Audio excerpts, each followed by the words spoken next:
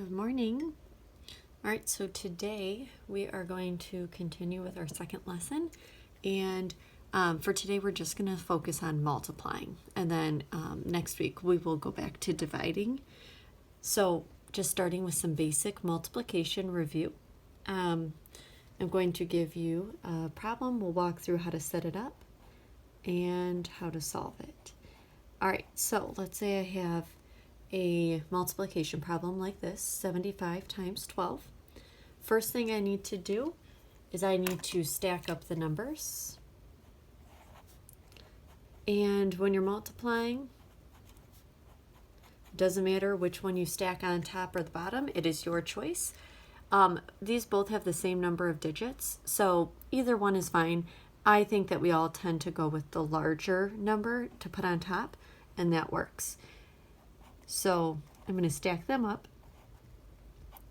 And when we get to another problem, you're going to see that putting them with place value does not matter like it did with adding and subtracting. All right, so I've got them stacked up. Now, first thing I'm going to do is I'm going to focus on the number 2, and I am going to multiply everything in the top number by the number 2. So I'm going to do 2 times 5, which makes 10. I put the 0 for the ones place down first, and I carry the 1. All right, now I'm doing 7 times 2, which makes 14. I keep that answer of 14, and I add the 1 at the top, which makes 15. And since that was my last part to multiply, I write the whole answer down next to the number that I already had. All right, now, biggest thing that everybody forgets is that before I move on to multiplying everything by 1, I need to put a placeholder. Your placeholder could be an X, it could be a 0, it's up to you. I'm also just going to cross off that 1 at the top because I already used that when I was multiplying by 2. All right, now I'm going to multiply everything by 1. I'm ready to go. So 1 times 5 makes 5. 1 times 7 makes 7. All right, and now that I have everything multiplied, my second step is to add up my numbers. All right, so I'm just going to add these together to get my final answer. That X or 0, use it as a 0 when you're adding. So 0 plus 0 is 0. 5 plus 5 is 10, so I'm going to put the 0 down and carry the 1. And 1 plus 1 makes 2, plus 7 makes 9. So my final answer would be 900. All right, so let's try another one. And this one, the place value part that I just talked about will come into play a little bit more. So my problem is going to be 316 times 24. All right, so just like I talked about before, first step is to stack up the numbers. Doesn't matter which way you want to stack it, you get to choose. If it were me, I pick the number that has more digits to go on top. So I'm going to start with 316 on the top. I'm going to put 24 underneath. Place value does matter, but like just slide it all the way over to the right. That's always the goal. Okay, now I'm going to start again, and I'm starting with the 4. I'm going to multiply everything by 4 to start. So 4 times 6 makes 24. I put the 4 at the bottom and carry the 2. 4 times 1 makes 4, plus 2 makes 6. And last but not least, 4 times 3 makes 12. Since that's my last number, I'm going to write down the whole answer. All right, now remember, biggest thing, before I move on to the next step, I need to add an X or a 0 placeholder. It's up to you which one you like to use. I go back and forth. This time I'm going to use a 0. All right, now I'm focusing on the 2. I'm going to cross off that 4 at the top, or the 2 at the top. I already used that for the last part of my multiplication. All right, so now I'm over to this 2. 2 times 6 makes 12. I'm going to put the 2 for the 12 down below and carry the 1. 2 times 1 makes 2, plus 1 more makes 3. And last but not least, 2 times 3 makes 6. And since that's the last part, I'm going to put the 6 down below. All right, and now I need to add up my numbers to get my final answer. This kind of reviews what we talked about in the first lesson about adding, so making sure your place values are lined up. And if you wanted to, like we did last time, you could add in those lines just to keep yourself organized if you wanted to. All right, so 4 plus 0 makes 4. 6 plus 2 makes 8. 2 plus 3 makes 5. And 1 plus 6 makes 7. So I would get a final answer of 7,584. All right, let's do just a couple more just to walk you through so that you just can see a few more problems as I go. The problems, I'm making them just a little bit longer as I go. So next we're going to do 394 times 215. Now this problem, they both have the same number of digits, so it doesn't matter which one you want to put on top. Like I said, in that case, I always put the number that looks bigger or has a bigger value on top, but it doesn't matter. So I'm going to put 394 on top times 215. All right, and then I'm just going to start all the way to the right with my ones place, multiplying everything on the top row by 5.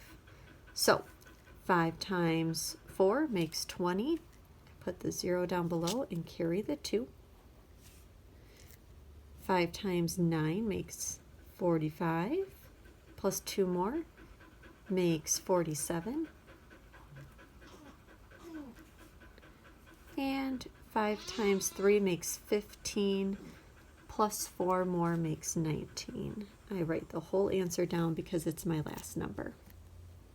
All right, now I already used the 5. I'm going to cross off those numbers at the top as well, and I'm going to put a 0 placeholder down below so I can start with that 1. All right, 1 times 4 is 4. 1 times 9 is 9. 1 times 3 makes 3. All right, that was easy. Now, remember, I'm going to put a placeholder down, but I don't just use 1 now. Now that I'm onto the third number in my, or third digit in my number, I'm going to add 2 placeholders. So you always add another one as you go if you've got larger numbers. Okay, and now I'm ready to multiply everything in my top number by 2. So 2 times 4 makes 8. 2 times 9 is 18. I'm going to put the 8 down below and carry the 1 next to the 3. And 2 times 3 is 6, plus 1 makes 7. All right, now the only difference here compared to the other problems that I've done so far with you is that I have 3 numbers to add up. Do it the same way. You can have them all stacked. I'm just going to add in those lines for keeping my place values in order, just so that it's easy to organize for my final answer. All right, so first column, 0 plus 0 plus 0, pretty easy, that's 0. 7 plus 4 plus 0 makes 11. Put the 1 down and carry 1 above. 1 plus 9 makes 10. Plus 9 makes 19. Plus 8 makes 27. Put the 7 down below, carry the 2. All right, now I've got 2 plus 1 makes 3. 3 plus 3 makes 6. 6 plus 8 makes 14. Put the 4 below, carry the 1. And 1 plus 7 makes 8. Final answer here, 84,710. Now, whenever you're doing a problem that's a little bit longer like this one, a great idea that I have for you is first you have to do it on paper. No matter if you're a full virtual kid or you're just doing the remote days, there's always going to come a time where you have to actually do this on paper and show your work. Big thing in math is showing your work, showing me that you're able to do this. So my suggestion though is if you have a larger problem like this, once you're done, grab a calculator and check your answer. Now, you wouldn't be able to do this like on a test if I said that you couldn't use a calculator, but when you're just doing practice, it's a great idea to do your work and then check your answer on a calculator to see if you actually got it right. So go ahead and do that. And let's do one last problem, a little bit longer of a problem, just to make sure that you've got the rhythm. Also, in your Google Classroom, you're going to find a multiplication table. Now, I said you can't use a calculator, but you certainly can use a multiplication table when you are multiplying, just in case maybe you don't have your 9 facts down yet, or maybe the 8s are tricky. 7s are always a little tricky too. So you've got a multiplication table that you can use as a reference anytime you want in math, just to make sure you're doing the right stuff. All right, so numbers here, same number of digits, so I'm going to stack it how I want to, with the larger number on top and the smaller number on the bottom. All right, I'm going to get started by multiplying everything in the top number by 3. So 3 times 4 is 12. I'm going to put the 2 down below and carry the 1. If you like to write it the opposite way, where you put like 1 and then the 2 down to like be writing 12, that's fine. I'll do that for the next part. So then I do 3 times 4, which is 12 again, plus 1 more makes 13. So if you want to write it like this, like 13, that's fine, as long as you're carrying that, that 1 above. All right, and then 3 times 4 makes 18. I'm sorry, 3 times 6 makes 18, plus 1 more makes 19. Since that's the last number, I write the entire answer down. All right, I'm going with that 0 placeholder before I start, and now I'm multiplying everything by 8. I just crossed off those ones at the top to remind myself that I'm not using them this time around. All right, so 8 times 4 is 32. I'm going to put the 3 at the top and write the 2 down. 8 times 4 again is 32, plus 3 more makes 35. 5 goes below and carry the 3.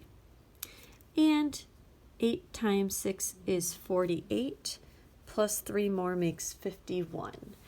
Since that's my last number, I'm going to write the entire answer of 51 down below. Okay, now I've still got one more number to multiply. So before I start, I'm going to add 2 placeholders below. I'm going to cross off those extra numbers at the top. And now I'm multiplying the entire number on top by 1. So 1 times 4 makes 4. 1 times 4 makes 4. And 1 times 6 makes 6. All right, now that I have all of my numbers multiplied out, I'm going to take all of the answers below here, add it up to get my grand total. All right, and again, I'm just for organization sake, I am going to draw in my lines between my placeholders, or I'm sorry, between my place values, so that I just keep everything organized. All right, so I've got 2 plus 0, which makes 2. I have 3 plus 2, which makes 5, plus 0, still 5. I have 9 plus 5, which makes 14, plus 4 more makes 18. 8 down below and carry the 1 up at the top. 1 plus 1 is 2, plus 1 is 3, plus 4 makes 7. And 5 plus 6 makes 11. I'm going to write both of those numbers down together. And I have now my grand total, 117,852. Again, larger number. So once I did the work and I did every step on paper, now I can grab a calculator and check my answer with a calculator, just to see if I actually got the right number. Now, if you don't have like an actual calculator, you can always do this online. If you want to look up a calculator on Google, or you could always use your like cell phone or something like that. Sometimes your cell phone is hard to check it just because you can't see what you actually typed into your calculator or your phone after you put it in. So you could always just use something online just so that you can see those numbers still.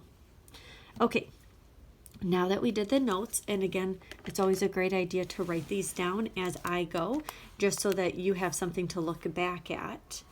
I'm going to be posting a practice for you guys to do. And again, my suggestion is do it on paper. You're going to have to do it at some point in time on paper. So try the problems on paper first, and then put your answers into the Google form. And you're welcome to check your answers to see if you got it right. All right, good luck, and email any questions you have to me.